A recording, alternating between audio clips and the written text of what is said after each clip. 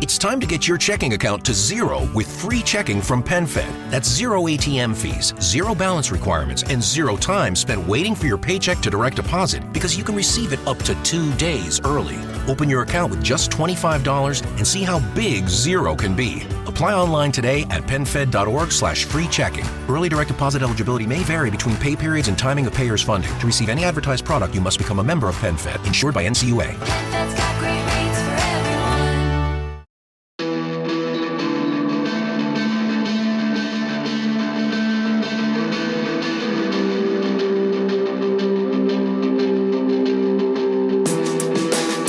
What is up, everyone? I'm Jeff Lund, and this is the Mediocre Alaskan Podcast, where we are intolerant of weak-minded attitudes that keep people from pursuing new and exciting things in the areas of fitness, outdoors, and general lifestyle. Going to the real Alaska today to talk to Steve Shannon, who's a teacher in Fairbanks, Alaska. We're going to talk about caribou hunting, we're going to talk about resolutions, and we're going to talk about the damage of outsourcing our entertainment and our attention.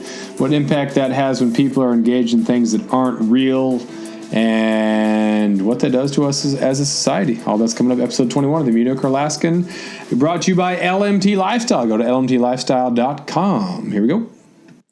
So I'm here with Steve Shannon from Fairbanks, Alaska, the real part of Alaska. If we do a temperature comparison real quick, it's about 41 degrees and raining down here in Ketchikan. What's the weather like up in Fairbanks, Steve? It is a balmy 5 degrees today. It's not bad out. Got above zero. Is that unusually warm for this time of year, or is that about normal? No, we've had a very warm December. I was just reading yesterday. There was an article that I think this is the warmest December in 104 years and the second warmest ever recorded. So, wow. I was up there 2 years ago for the tournament at Lathrop High, and it was 13 the day that we got there, and it got below zero to like 10 below or so. But everyone would say, "Oh, it's not bad. It's warm." Compared to 30 below or what it could be. But just driving around town was crazy because you can't put like de-icer on there, because if you de-ice the roads, it's just going to freeze right back up. Right. Yeah. They usually just throw down gravel. I think a couple years ago they started using the salt brine, but yeah. The driving around town, you hope for a red light, because that yellow, if you're going and you have to regulate your speed, but if you get near an intersection and the roads are just slicked with that packed down snow, if it's yellow, if you try to stop, you're not stopping. If you try to go through the intersection, that's crazy. The driving up there was a whole different world. Are you used to it now, or is it no big deal for you now? I'm just always extra cautious. My wife calls me Safety Steve because I drive so slow in the winter. But you're right. It's yesterday I got up, I think, to 29 or 30 degrees, and it just makes it worse. I'd rather have 15 below when everything's frozen solid than 25 above when things under that in between. Yeah. Well, you got a lot of sunlight up there, right? So it's clear and cold for the most part. Yeah, we've had a lot of, actually this past month, we've had a lot of really clear nights, which has been nice. Lots of stars. We saw the meteor shower a couple weeks ago. It's been really nice. Yeah. Down here, you get more sun or like daylight, but it's dark light because you don't see the sun. So I'm not sure which would be worse, to have it extreme cold, but you can see the sun and you can at least see that it still exists, or have it be light here, but really gray because of the clouds and the rain. I'm not sure which is worse, but it is kind of nice to not be having your nostril hairs freeze. I was up there. That's crazy. But so we got New Year starting up, man. You make any resolutions, any sort of outdoor ideas, adventures, promises to yourself in 2018? I just finished up the Mediocre Alaskan Podcast. The last episode was at 19 when you guys were talking about resolutions, and I think I agree with everybody in not liking the phrase "New Year, New Me." I'm the same person I woke up, 4 days ago being. So I always come up with a goal. I maxed out my deadlift at the end of the month, and I feel like I'm going into 2018 the strongest I've ever been. finished up a caribou hunt like you were talking about earlier, before we started recording with my brother. I have a couple other friends that are interested in doing some deeper backcountry, sleeping in the tent, walking in, walking out, packing out animals, kind of doing things the hard way. So, I have got some things that I'm thinking about put in for some draw permit hunts with some buddies that we all kind of share the same mindset. So something specific though, just keep progressing in everything that I'm doing. I've found, do you listen to the Jocko Willink podcast at all? I have once. I've listened to one of those. Yeah, just kind of some of his ideas on extreme ownership I'm trying to bring into my classroom. Just keeping kids engaged and making it on me. I know a lot of people that I'm here and I'm teaching and I'm doing my job and the kids should be learning, and trying to make, in terms of like my classroom, make it on me to sort of command the attention through not so much discipline, but through, like, I call it edutainment. There should be some education, but it should be entertaining enough that I don't have to try to compete with smartphones. And sometimes it works and sometimes it doesn't. But but up here, it seems I taught in California for 10 years, and up here there's like your outside of work life can be so good that I could see how there could be a temptation to, I'm just going to get through the workday so that I can go fishing or hunting or something like that after school. And so I can really see how it can be, maybe conserve some energy because I'm going to go after, a deer after school. So that edutainment or whatever you called it. Being engaged there, because that's the optimum. That's the main point. That's what you're doing to find out stuff, and you're making making an impact. So I like that. It's good stuff there. Right. Yeah. No, I think there is the temptation of like, ooh, you know what? We do finish up at 3 p.m. There's still enough sunlight left that I could go and do, like you said, sneak to the river and get some fly casting in or something like that. But May's really tough. There are times when I drive past a river that's got some steelhead and some trout in May, and so there's enough light when I'm driving to school. I'll wake up about an hour earlier, eat, and I'll go to the river for 45 minutes on my way to school. And some days it's great because you just feel so refreshed and you're excited because you went fishing. Like, hey, I'm ready to teach now because I went to fish. I stole a half hour in the morning and I went fishing. That's great. And then other days, I should probably leave the river now. I got to get to school now. I should probably go. And so there's that pull of, hey, summer's getting pretty close. But yeah, it's so rejuvenating to be in a spot that can rejuvenate you so easily, and even the commute, what you're surrounded by when you're driving to and from work. And it's just so refreshing. I can't imagine going back to a spot that's urban and you're just going between stoplights in a very drab, developed part of the country. I can't picture myself back there. It's crazy. Did you live anywhere else? Have you lived down in the States? I have. My wife and I grew up in Wisconsin, about an hour north of Milwaukee. And you're right. I can't imagine. Every time we go back to visit, I've got a younger brother that lives in Chicago, and we end up driving through Milwaukee and Chicago. And there's even, I get up frustrated at the 5 o'clock traffic in Fairbanks. So driving on a Saturday afternoon through Chicago is enough to make me never want to move back again. Yeah. Well, Wisconsin's one of those, I'm sure you grew up doing a lot of stuff outdoors there. Wisconsin, Michigan, Minnesota, they have some definite outdoor stuff. What did you grow up fishing for or hunting? Actually, it was, what's interesting is my oldest brother was really big into whitetail hunting. I have 5 brothers, 2 older and 3 younger, and was really into whitetail hunting, really into bow hunting. And throughout, he's 14 years older than me. And it was like the dream come true when Thanksgiving weekend came and I could go sit in the deer stand with him.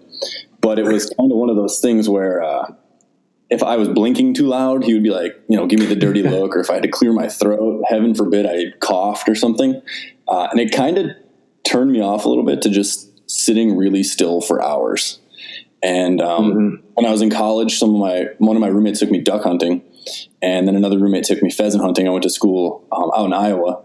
And all of a sudden it was like, wow, you can be outside and walk and do all this stuff. And while I was younger, I was mainly into sports. I played a lot of soccer and basketball in the wintertime.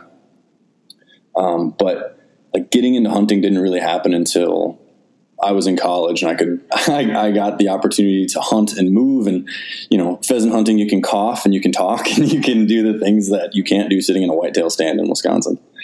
So then I moved to Alaska, and it became, a lot of spot and stalk stuff where there's movement when you want to move. You can do things very differently than in a tree stand. Yeah. I watched some of those hunting shows, and the expedition type ones are fun. Like when people go up to Alaska and they're spotting and they spend a lot of time glassing because they're looking for it. That sort of board appeals to me because I know what it's like to be up in the Alpine and you just glass and you're looking for something good, but it's free and it's clear and it's open. The hunting shows that are about the whitetail or whatever, where they're in some stand and they're waiting all day. You're just hoping that you put your stand in the right spot, or you put your blind in the right spot. And man, it's so hard to watch those. It's some sort of private land type thing. So if it's on one of those ranches, they're paying $10,000 to get on there, and so it's not anything that I could ever do. If it's public land, there's so many people around. It's just so different. But there are some hunts I would love to do in the lower 48. Like a whitetail Kansas trip, or a mule deer in Kansas or Colorado, Arizona. But some of those spots are so hard to get tags for. Do you put any in for any permits down south, or what's your dream down south hunt? Oh man, I think you're hitting on a lot of things. To kind of go back to what you're saying really quick on public land in Wisconsin was like, you didn't have any friends that had a good spot to hunt. So you were stuck hunting public land. And then when I moved up here, and it was like, you just pull over on the side of the road and go for a walk, and it's just completely different. I think that Alaskans to some degree take it for granted. And, people in back in Wisconsin, for example, like just your perception of what public land is. And you're right, man. It turns into combat hunting sometimes. I think that in Wisconsin, they say there's 1 million people with a firearm in the woods on opening day of deer season for a rifle. Yeah, but I would say in terms of like a dream hunt, I think how it goes. Winter comes and you have a little bit more time, or you make a little bit more time for the couch and for Netflix. And I've been watching an episode of Meat Eater on Netflix pretty much on so good. It's so good. And it's the episode where Ryan Callahan and Steve Rinella are hunting mule deer in Idaho. And I've got a couple people that I know that are kind of helping guide my steps a little bit. So I would really like to go down and chase mule deer in the high country in the lower 48. That was the where they're on public land and they get out. It's the secret spot, and they get out there and they both get one. Yeah. Yeah. I've seen that one a couple times. Some of those, gosh, I watch them a couple times, and it's just you can watch it over and over again. Oh, absolutely. And I do. My wife has accused me a couple times of brainwashing our 5-year-old son. He's gotten what's the thing down, hunt to live and live to hunt. I'm a meat eater. And he'll just walk around the house. And I was like, yes, apparently I have brainwashed him. Yeah. Well, it's those archaic skills that everybody used to have at some point. So now you're just making sure that he's well developed, and the kids are appreciative of those sort of skills. Right. So what about Alaska hunts? A dream hunt for me would be the caribou type thing. So let's talk about that. Then we can talk about your dream hunt. You got a massive caribou. Was it this last year that you got it, and you just got it put up on the wall? Because you posted about a month ago or a couple of weeks ago. That thing is huge. Yeah, he's. I mean, I've got a couple friends that took just monstrous caribou the last couple of years, so I'm hesitant to say that he's huge, but he's. I really. It was a hunt that meant a lot to me. Last year, I put in for the Unit 13 caribou tag, and it's open to residents and non-residents. Let's see. There's a couple of those 13s, right? There's like a yeah. E. there's like a tier 1, there's a federal subsistence permit, and there's the just the general draw permit hunt. And that's what I put in for, and that's what I was drawn for. And it breaks it down into 2 seasons. One's earlier in the fall, and one is, I think, open still right now, where it opens after the rut and kind of continues into the spring. So I took to social media after I was drawn for that Unit 13 caribou hunt, and my younger brother asked if he could come along to kind of help carry my stuff and take pictures and just generally tag along and have his first backcountry experience. So it meant a lot for that. It turned into an interesting story, but there's a lot of different opportunities to come up and hunt caribou if that's something that's on your bucket list right now. Yeah. So that's I got my book in front of me. Did you get the RC 566 or the CC 001 or the DC 485? After years of fine print contracts and getting ripped off by big wireless providers, if we've learned anything, it's that there's always a catch. So when I first heard that Mint Mobile offers premium wireless starting at just $15 a month, I thought, what's the catch? But after talking to them and using their service, it all made sense. There isn't one. Mint Mobile's secret sauce is that they're the first company to sell wireless service online only. They cut out the cost of retail stores and pass those sweet savings directly to you. For anyone who hates their phone bill, Mint Mobile offers premium wireless for just $15 a month. I was hesitant about having to get a new phone and a new phone number, but with Mint, you can use your own phone with any Mint Mobile plan and keep your same phone and your same phone number along with all of your existing contacts. Mint Mobile gives you the best rate whether you're buying for one or for a family, and at Mint, families start at 2 lines. All plans come with unlimited talk and text plus high-speed data delivered on the nation's largest 5G network. Switch to Mint Mobile and get premium wireless service starting at just $15 a month. To get your new wireless plan for just $15 a month and to get the plan shipped to your door for free, go to mintmobile.com/waypoint. That is mintmobile.com/waypoint. Cut your wireless bill to $15 a month at mintmobile.com/waypoint. DC 485. It's in red for some reason already in my book. I don't know what that means. I say that it looked huge because, I'm down here in Southeast hunting blacktail, and a huge blacktail is, nice. You got 4x4 with eye guards, but just the sheer mass of a caribou, it's just not even close. So you look at the comparison between like a whitetail and a blacktail, or a mule deer and a blacktail. So I looked at that caribou, and that's awesome. How'd you go about that? What was the planning that went to it? Was it a drive? You said you didn't fly out. So how'd you access the area? How far did you hike, and what'd you take with you? Yeah. So 2 years ago, I sold my 4-wheeler because I realized pretty quickly that anywhere I could get up to on a 4-wheeler, so could everybody else that had a 4-wheeler. And so I was always with other people or could see other people. And I joined this group called Backcountry Hunters and Anglers, and we had a guy come up from British Columbia. His name was Bill Hanlon, and he's actually a retired teacher. Now he is a woodworker, and he does he on the side runs a pack train of horses. And I had dinner with him. He came up to do a presentation for Backcountry Hunters and Anglers, and I got to have dinner with him and hang out, and we talked about all that stuff. And he is pretty clear the way he likes to do things the hard way. He convinced me to sell my 4-wheeler because I was only really using it for running to like Chitina to go dip netting on the Copper River, and sold that, bought a raft, and used that raft actually.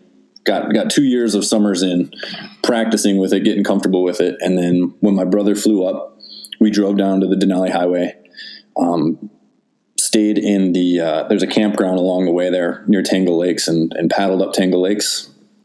Went in about 4 miles or so, and then hiked in a little bit further than that. And what was interesting was my brother's very first time out. So he used, some of my gear. I kind of directed his path on picking out some of his own stuff, but I had some of the, I had like a backpack, and he didn't need to worry about a rifle or anything like that. So he got it kind of on the cheap. When we walked in, we set up we're just kind of looking for a good place to glass. We found a saddle back in there that looked like it'd be a good spot for caribou. And we decided to hike to it. And on our way to it, we stopped a couple times to rest the legs and to eat something. And the second time we stopped, I saw a group of 8 caribou, a few cows and some calves, and they were feeding through this saddle that we were hiking towards. And when I turned around to look up above us, there was a group of 6 caribou walking along the ridgeline behind us that hadn't seen us yet. So before I go into the culmination of the trip, I guess the big stuff to have was we had a pack raft. It was a 40-pound. We used a Pristine Ventures cork, which is like 40 pounds. It's 11 feet. I would not want to put anything else in it. With the 2 of us and a caribou, there wasn't a whole lot of leg room, but it was inflatable, super maneuverable. The Tangle Lakes is not an area that was, I wouldn't want to do it with a canoe just because it's too wobbly when you put all the weight in it. But I've looked at we those. just paddled until we stopped. I was looking at getting a Pristine Ventures one. Those things they're made out of Fairbanks, right? Yeah. So the designer, his name is Larry Bartlett, and he lives here in Fairbanks, and he designs the rafts, and then they're made overseas and they're brought here. Okay. So he's pretty well versed in Alaskan waters for sure. Yeah, I like the fact they have the dimensions of like a canoe. They're not really wide and bulky, but it is a raft, so you can get a ton of weight on it, and it's got the slimmer profile, so you can maneuver it better, it seems. But sweet. Anyway, continue. Keep going with the story there. Yeah, no, it was perfect for this. We got out early on the Saturday morning, and like I said, we just drove down to the Denali Highway, stayed the night Friday night because I left after work. Woke up on Saturday, started paddling in, and we paddled for a few hours. When we picked out a spot, found that group of caribou, and I talked to my brother and said, let's just be aggressive. It's first day, first stalk. Nothing ventured, nothing gained. It's not like this isn't the last day at the last minute. We need to be careful. Let's go for it. So we kind of snuck up to a group of rocks. I saw that they were following the ridge line, and just below us, there was a little drop off. So there wasn't any like really trees or bushes to hide behind, but there was a little, like probably a 3 or 4 foot drop that if I crouched down, they couldn't see me anymore. And it ran almost the entire length of the ridge. So I dropped down below that and just kind of paralleled them until I could get into a spot where I could get comfortable in front of them and let them walk through. So, it was first day out. Worked really well because the second day we had them all cut up and ready to go. And I had to apologize to my brother a couple times. I think the hike out kind of put him through the grinder. I'm sure you feel it too. Like, you want to be adventurous, but as like somebody new to Alaska, you only bite off so much. Yeah. And I was telling my brother, this is me 10 years into it, biting off a little bit at a time. Yeah. And you kind of got dropped into it in my 10th bite, and you kind of had to take it all on at once. The main goal is to come back. And so exactly. Like I do a lot of solo hunts for blacktail because there's mountains that I know very, very well, and that people know that I'm hunting those, and they all have cell phone reception too. So it's easier, like I feel comfortable. I don't feel like I'm, going into a place where I'm just being stupid or naive, or if I respect nature, nature will respect me. No, nature doesn't care. Things happen. And so, increasingly get a little bit more, comfortable with going out but it takes time for without question. It takes time for sure. Yeah. Exactly. And so he kind of got dropped into my 10th go at it, and it was a lot. I mean, we were 7-8 miles back, and once an animal's broken down, it's kind of like the clock is ticking to get out and to make sure the meat's taken care of and to do everything right. So we spent all day Sunday just leapfrogging loads back and forth. So what is it? If you walk 3 miles to the raft and then you have to walk back every time and then walk a second load out, is that like 9 miles? Yeah. I mean, it was a lot. And there was a lot of silent reflection during that time between my brother and I. Well, you've lost all the excitement. The excitement of seeing a nice animal to take is a lot different than trying to get your mind on, the steaks will taste good. It's it's hard to put your mind on that. But what was if you're hiking that far?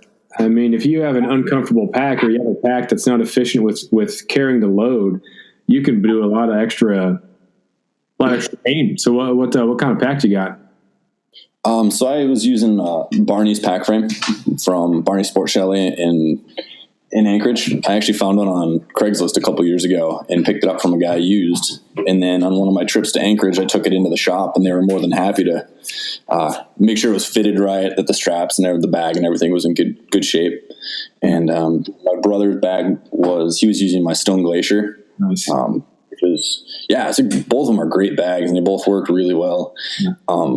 But it's, there's all those different Facebook groups and pages and things like that. And they're always asking like, okay, what's a good bag for this or that? And I don't think you can find a better bag for just carrying weight than that Barney's bag. Yeah. I ended up having to carry both bags for a little bit, and I much preferred the Caribou load with the Barney's bag. It's not comfortable, but doesn't suck as much. Yeah. I got a Cabela's just basic frame pack. It's the Cabela's Alaskan, and it's no frills. I mean, it's not even really waterproof, but you put stuff in there. It's a frame pack with a little bit of a shelf, and it works. A buddy of mine has a Stone Glacier, and just the engineering that goes into that and where it puts the load and be able to strap things down and all that stuff is really, really good, but it really does not replace being in shape. If you're not in shape, you're not ready for it, it doesn't matter what type of pack you have. You're gonna suffer for sure. Oh yeah, absolutely. And I like those Stone Glacier bags a lot. I was looking at getting a different bag, keeping my frame and then bumping it up. I've got the smaller solo bag, some of those other bags. My buddy Mark guides with one, and he's got I think the Sky Archer, and he likes it a lot. Nice. Right, man. Those things, they can cinch the weight down. It's as comfortable as it's going to get. Yeah. What type of other gear do you use? Like my Southeast Alaska blacktail kit I got a Marmot sleeping bag that's to 15 degrees above zero because it's not super, super cold. One of the lowest, not lowest, but it's a North Face tent. It's a 2-man tent that fits about one. And then water filter, stuff like that. Like, what are some things that you might take up there that I would not take for a Southeast Alaska hunt, or if you're a down south person going up there for the first time? What are the absolute necessities when it comes to hunting caribou in interior Alaska? I think it's a lot. I did a blacktail hunt a couple of years ago, and I think a lot of the things were, I don't remember buying anything other than waterproof gloves that I had to like get brand new, like the things that are universals, like a good pack, good boots, good rain gear. And then from there, I've got a 15-degree sleeping bag. I think it's a Mountain Hardwear or Lamina bag. My tent, I used a North Face minibus, which is not a light tent. I think it's like a 5.5 or 6 pound tent for 2 people, which there's definitely lighter options, but it was the one I had. The raft is a huge help, and Tangle Lakes wasn't terribly difficult to navigate, but there's some areas that I've had my raft in, like on the rivers here in the interior. Things get super skinny, you end up with log jams. Having something that you can trust is huge. A friend of mine told me when I was buying archery gear, imagine that you're full draw on the biggest bull caribou you've ever seen. What should be going through your head is not, oh my God, I hope these arrows I bought or this broadhead does what it's supposed to do. Or it's like, if you're not 100% confident that this is going to work, don't buy it. Yeah. So I think like those kinds of things are similar. I'm actually right now, I bought a used sewing machine, and I'm working on building some like sil nylon ultralight tarps, eventually like making a shelter. Mm-hmm. Where I'm going to lighten things up a little bit is doing like a bivy sack with a tarp instead of the full tent. Yeah.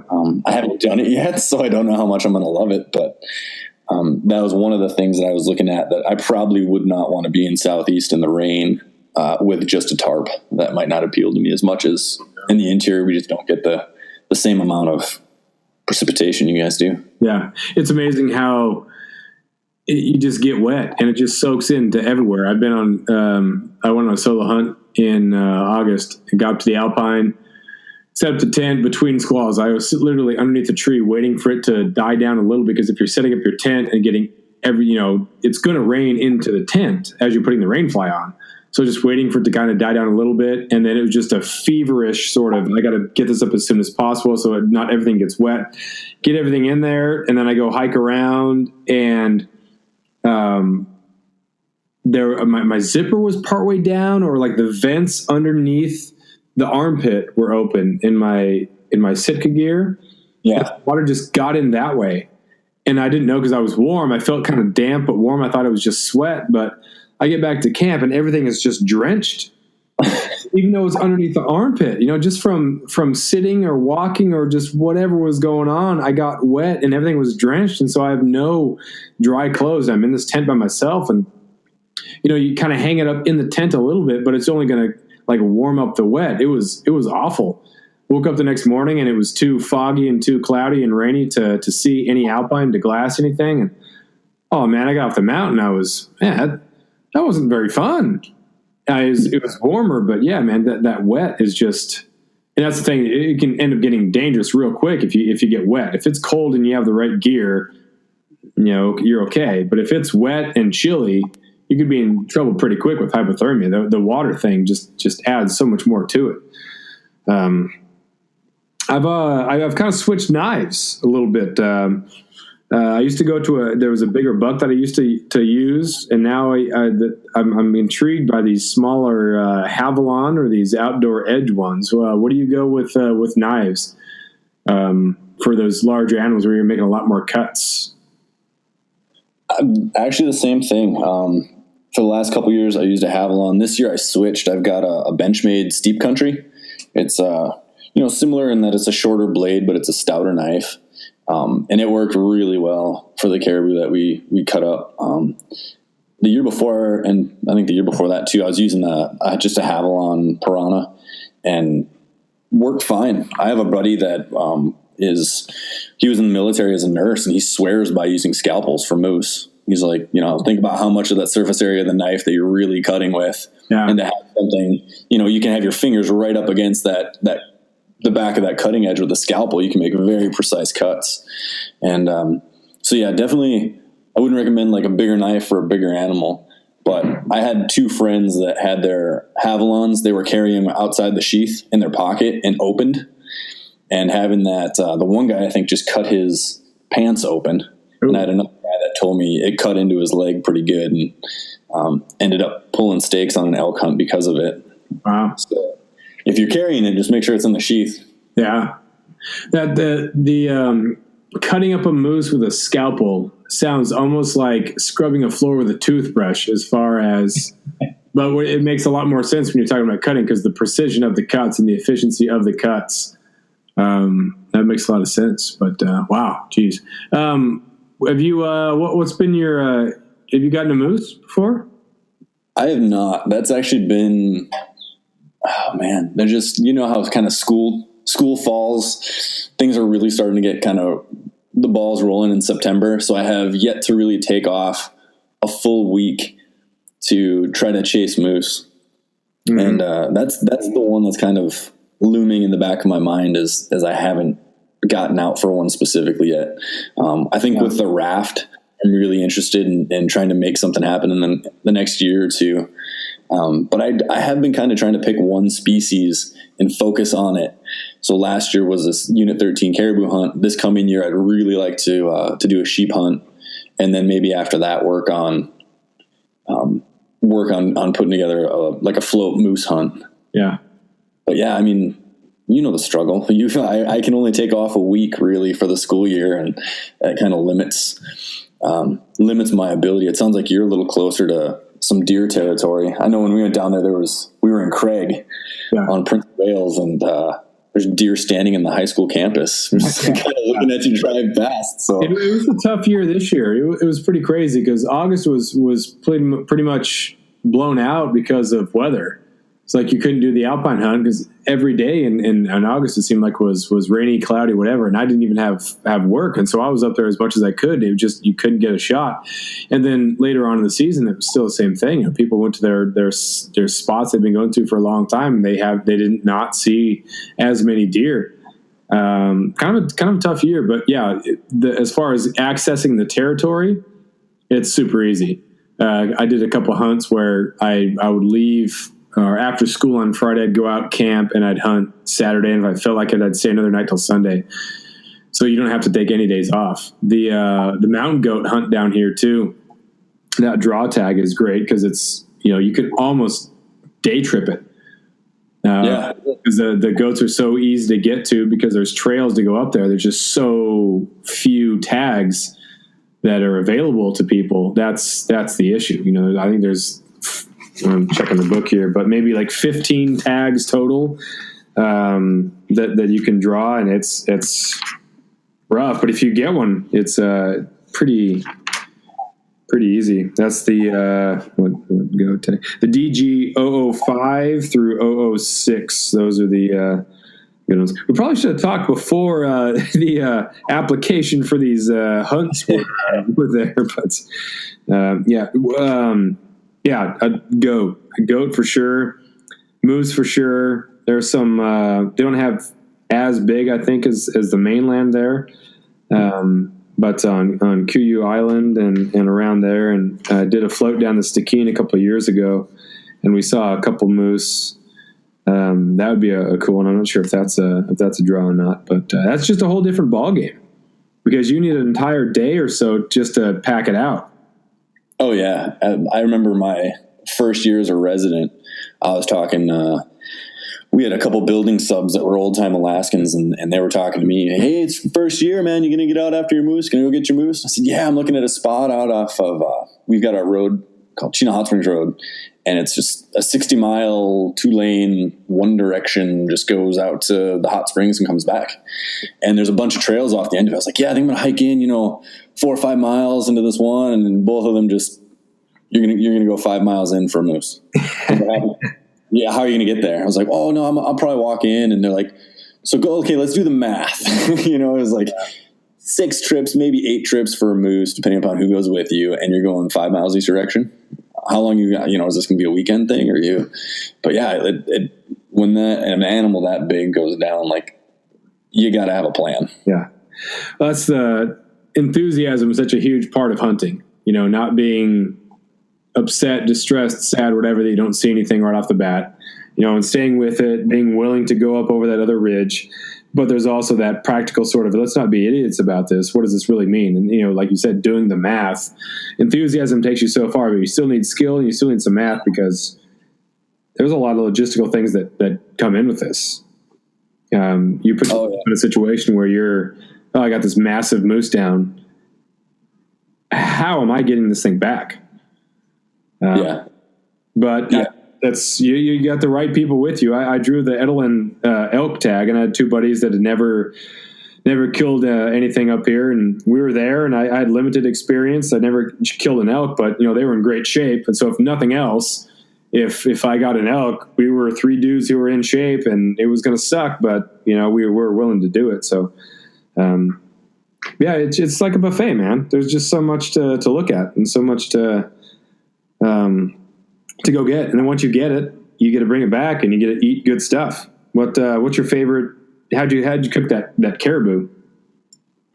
Last night I marinated some of it in like a tequila lime marinade, and we had fajitas. And then the night before, I think I just did like tenderloin in a hot cast iron. Just get it like blazing hot cast iron, brown it on all 3 sides. I think at the time I had it, get all the parts nice and brown on the outside, and then throw it in the oven just until the inside hits about 125, 130 internal temperature, and then let it rest for 10 minutes. And we just did that with, I think, like a green salad and some steamed vegetables. And it's hard to, if you don't overcook it, it's hard to mess up serving it with anything. So, how much meat did you get off that caribou? I mean, I didn't really even weigh it, but I sent a bunch home with my brother too. I don't know, I'm over 100 pounds for sure. It's filled my freezer, combined with the 2 halibut we brought home from this summer. Filled up the rest of that. I've got I think it's a 7 cubic foot little chest freezer. Filled that up. So what's your grocery bill when it comes to buying other sort of meats like chicken or ground beef? Is it very minimal, or do you just supplement the chicken every once in a while there? You supplement steak here and there, or are you pretty much what you get yourself? We do supplement some with like chicken and ground turkey. I'm a big fan of ground turkey. Some of the different diet protocols, I don't know what to call them, eating lifestyles or eating plans. I don't like the word diet, but I loosely follow. I think my wife can hear me in the bathroom. She's probably chuckling, but my wife follows it better than I do. It's called Renaissance periodization, and it has to do with like counting macros and things like that. And they've got a really good cookbook out that helps if you're following it. And it calls for things like ground turkey or chicken. And, but yeah, other than that, mostly a lot of halibut, a lot of salmon, caribou. A couple weeks ago, shot 2 grouse just outside the yard.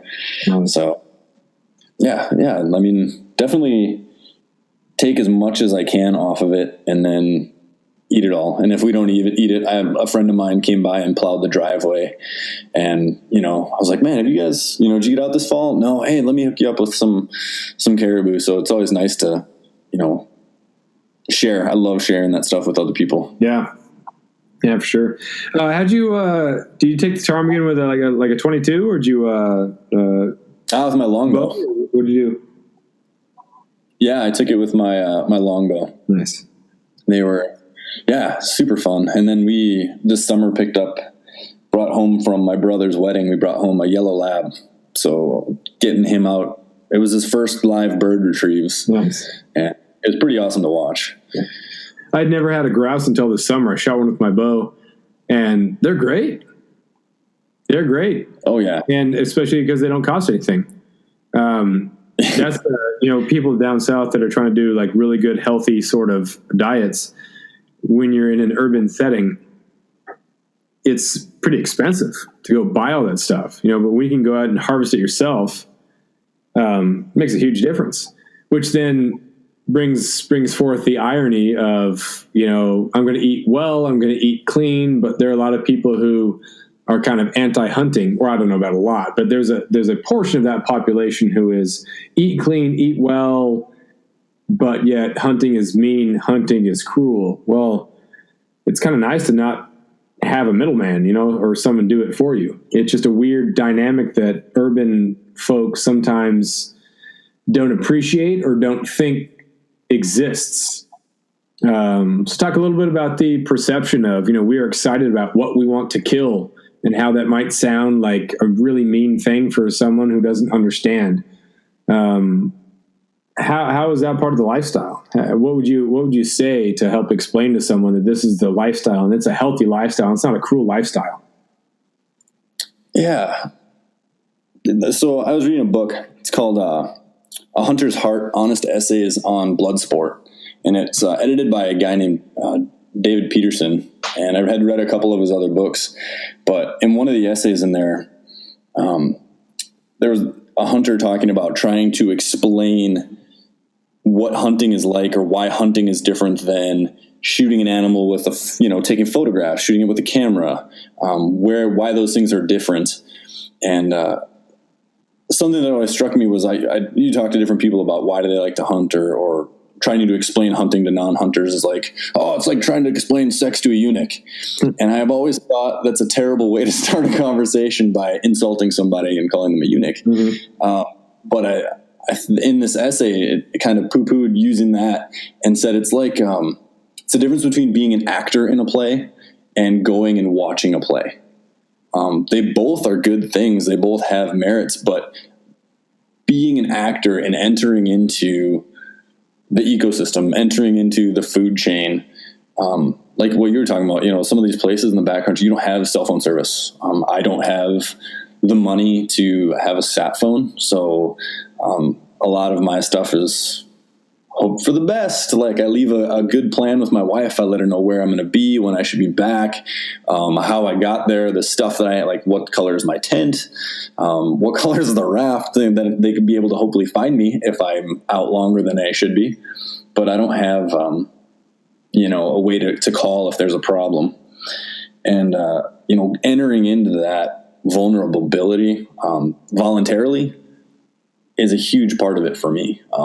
Being in a place where you can look around and not see anybody else. You don't see trash. You don't see campsites. You don't see other people's tents. That is probably one of the biggest draws to hunting. And you can do that, I understand, with a camera, but taking and pursuing something. And I think you guys talk about it when I was listening to the podcast with the LMT guys. Like, there's a difference between wanting something. Like, I resolve to be healthier, and having sort of like a general goal versus being super specific in pursuing something. And I think that's another part of hunting that I'm really drawn to, the singularity of purpose. All of these things have to line up, and all of these variables I'm going to try to control. I'm going to try to stay dry. I'm going to try to be out as long as I can.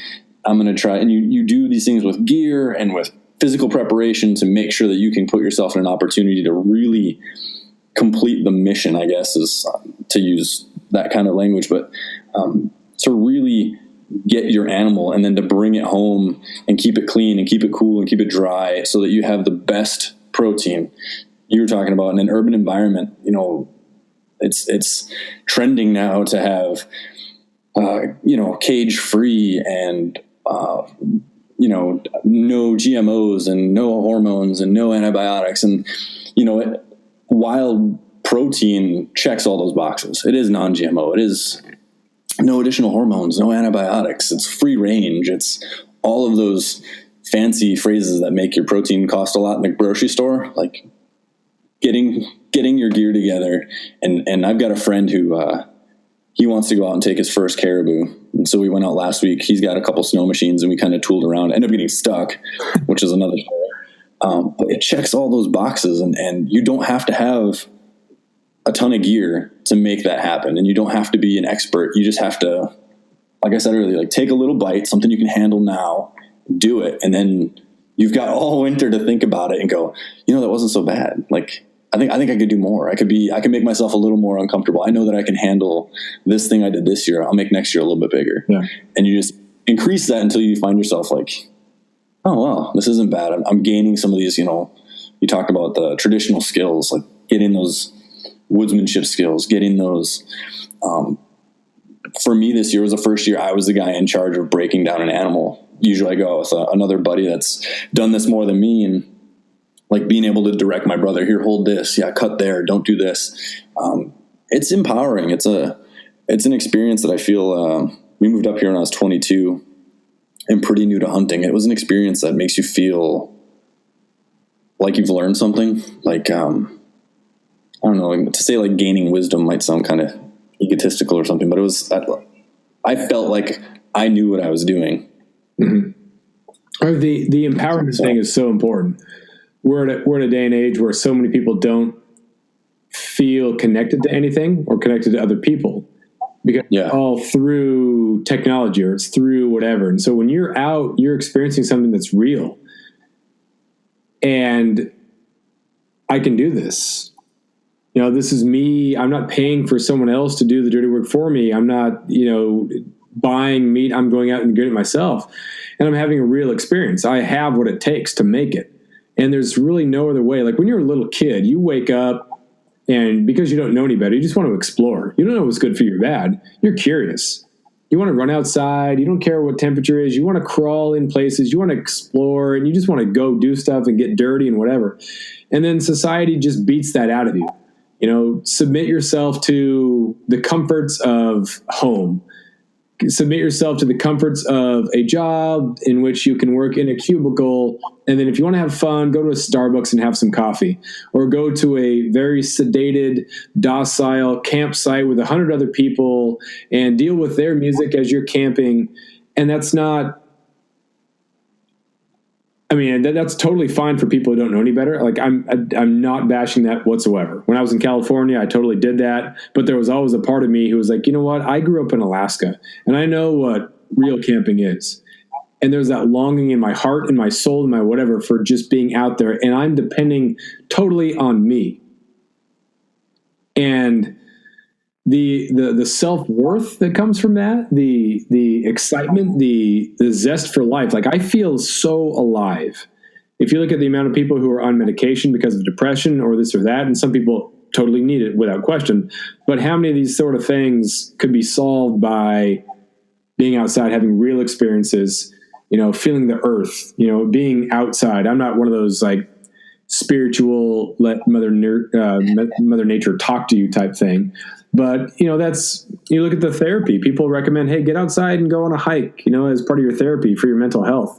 Well, we get to live it, and hunting and gathering your own food, that's part of it. And to have it be so shot down by elements of contemporary society, it's, I want to invite them rather than like, you don't know what you're talking about, I hate you. It's like, hey, why don't you come out? Why don't you see what it's about? Why don't you see what you are saying is bad? Come fly fishing, or just go out on a hunt where no one is around and there's no safety and there's no anything. And it's just you, and feel how good you feel.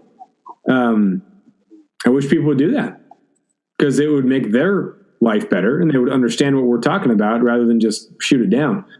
But then, of course, that would mean that more people would live in Alaska and we'd have, just land. So I don't know. That sword, yeah. No, you're right, man. We, my wife and I ran a group home. When we first moved up here, we ran it for about 5 years. We had one home was all girls. So we had 5 teenage girls that lived with us. We had one home that was co-ed, short-term stuff. And then we had 2 homes that were all boys. And you're absolutely right. Like anytime you can get them out. I remember one year, I think it was over Thanksgiving break, we rented a public use cabin and I just dubbed it Man Weekend. And we went to the store and the boys each they picked their own mountain house, which turned out to be a terrible mistake later on. We went out to this cabin and I started a fire in the cabin to get it warm. And we went outside and we were outside for hours. And I showed them how to build like a lean-to, how to start a fire with, a flint and steel. What happens if you got wet? What should you do? And it was, they ate it up, man. It was one of those situations like you feel like you're passing something important on. And so we were out there and came back and, how'd that go? What'd you guys learn? And just like the teacher part of me, I think, took over. And I was like, well, yeah, let's reflect on that. Like, what'd you get out of this? And we broke into the mountain houses, and for the rest of the night, it smelled like an outhouse. But it was one of those things where like the kids for the next couple of days were calmer. They had something to talk about that wasn't, whatever rap video thing that they found on YouTube, or it gave them something that made them feel like they accomplished something. Yeah. And you're right, man. I think we've disconnected from things that are actually important. Yeah. We've outsourced our entertainment and we no longer have that self-sufficiency. It's okay to be bored. Like before the internet, before the cell phone thing, like you would have to comprehend or figure out a way to combat boredom. Well, I'm bored, so I got to do something. I have to manufacture something rather than allow other things to entertain me.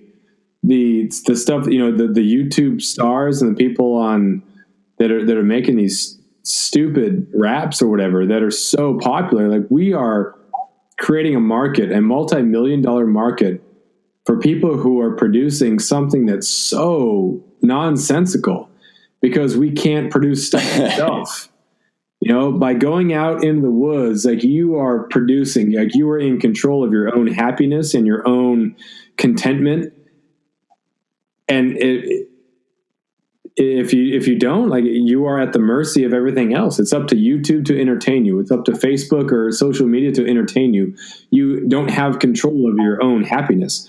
I had a couple of buddies that came up, about 7 years ago now. He wanted to come up to Alaska and come hang out and see what it was all about. And he said, I don't even care if we fish or not. And I kind of laughed when he said that, because once he really fished, because he'd never fished in his life and he was in his mid-40s. He came up And he's every day now, he will wake up at 3 a.m. to get to the river when the incoming tide is coming in. So you got the fish coming in. Like, the guy is crazy. He didn't know that would impact him so deeply. He didn't know that he was missing that so much, because it was one of those things where he's in control. It's not watching baseball on TV and you're at the mercy of what the San Francisco Giants do. You're not at the mercy of what the Golden State Warriors do on the basketball court. It is you versus the fish. It's you outside watching bear, watching eagles, watching all that, and it's you in that moment. You're not watching someone else live. And that's so huge. And another reason why I can't picture myself down in the lower 48, because I love it. Just the day in, day out opportunity to be in control of my own happiness, because I have real moments waiting for me outside the door, it's crazy. I'm so happy. It's great. Yeah. And you're right. I think that to use your word, like, we've outsourced our ability to be entertained, and we've lost a connection to the places that provide that entertainment. You're right. Like, going to the river and spending time wading in and seeing what the fish are doing, watching the bears or the eagles. I took my sister-in-law and brother-in-law came up to visit this summer from Wisconsin, and I took him out, and he told me, I asked him if he had ever been fly fishing. And he said, like once or twice, dabbled in it, but I had an extra fly rod. So we went to the Chino, which is like, if you can forget your fly on the water, you should probably be catching some grayling. And no matter what size they are, it puts up some fight. It's some entertainment. And we got out there, and the fish were not biting. I think he caught one that was like 7 or 8 inches, and I caught one that I think was probably smaller than that. But we're sitting there, and dusk is coming on, and all of a sudden he looks down, and he's like, "What is that?" And he's like, "It looks like zombie fish." And the kings, it was August, the kings are running up the Chena, and they're just about spawned out by the time they get to us. And they just look like, the reds had just finished, but they're 2 foot, 3 foot big kings swimming right past his feet. And he's like, "Oh my gosh." Yeah. And experiencing that in those places gives the river value and the trees value and just the outside value. And I talk about this with my students to some degree. I'm scared by having them spend all their time and derive all of their entertainment and enjoyment from electronics. They're losing out on the value of what's out there. And so it becomes unimportant to them. Mm-hmm. And because of that, those places are now at risk. Yeah. We have enough people that we could do a lot of damage to the remaining wild places that we have. And if people don't find those places and the experiences to be had on them important, it won't be a problem having them go missing. Yeah. So yeah, the thing that's kind of scary is the new therapeutic methods or the use of virtual reality. So you feel better because you've tricked your brain into thinking you've had an experience, but you really haven't.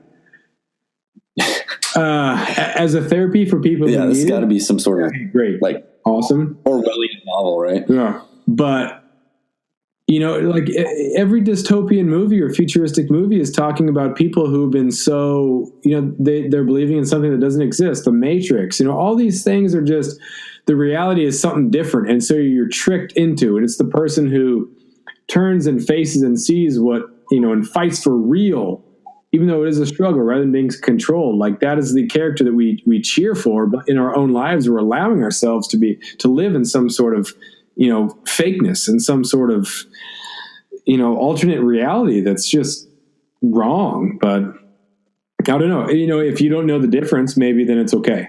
If you don't know that the wild is out there, and if you totally feel great about being anti-hunting vegan and you're happy, then hey, you know what? That's fine for you.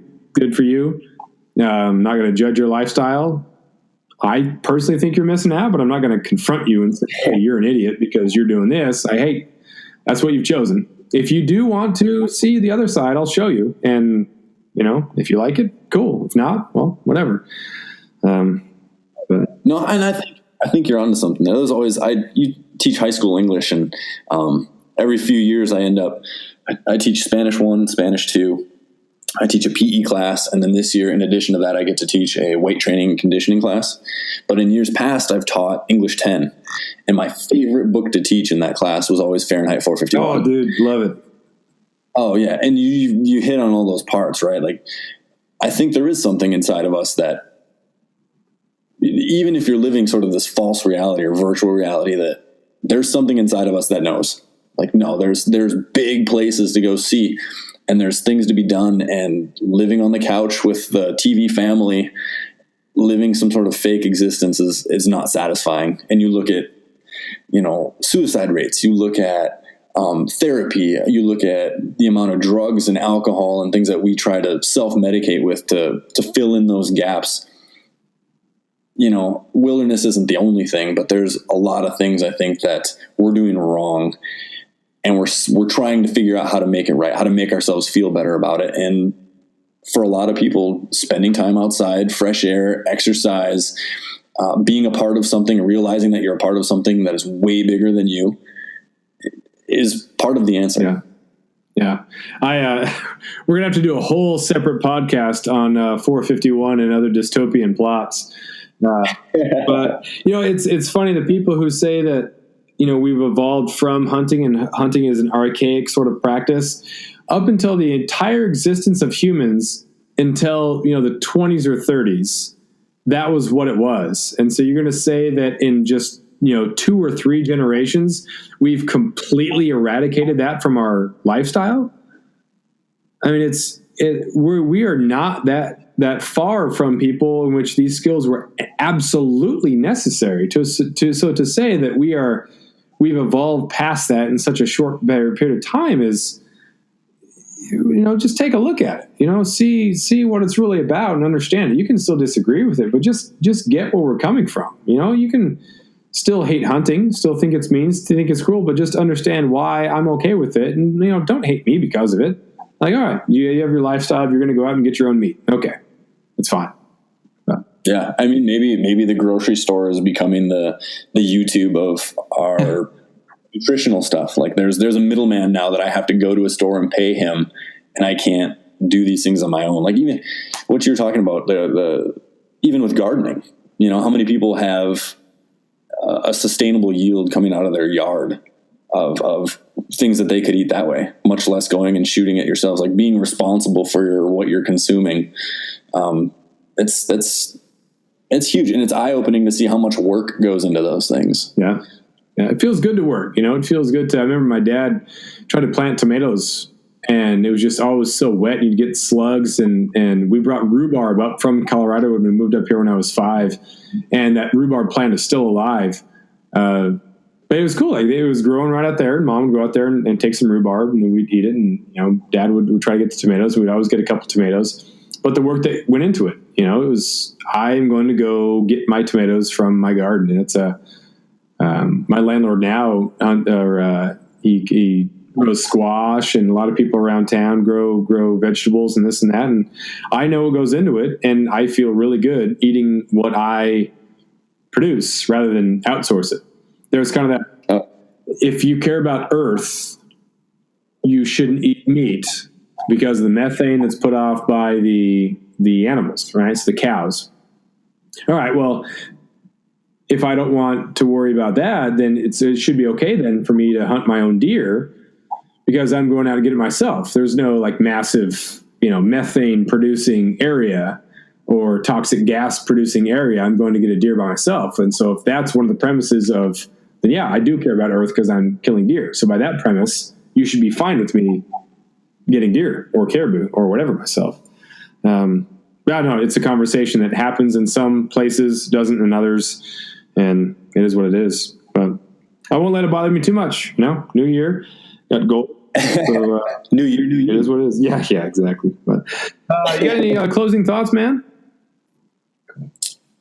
Oh, I don't know if we hit on the interior caribou hunt enough to satisfy putting together a plan for you to come up. But yeah, I'm just like anything else, finding places where there aren't other people and spending a lot of time there are going to be the most important parts, I think. I appreciate being on the podcast. I listened to a few other ones before this, and joked with my wife. I got my first. I know you've had a column for 10 years. Yeah, it started in California. Then when I moved back, I continued it with a new publication. That's awesome. I got my first piece of writing published, and I told Vanessa, my wife, I was joking with her. I know I'm on a podcast. I'm making it huge. Like, we're going to have t-shirts. And, I saw that, man. It was mountain hunting. What was the Journal of Mountain Hunting? Was that what it was? Yeah, that was it. And so, congratulations. That's cool stuff. Thank you.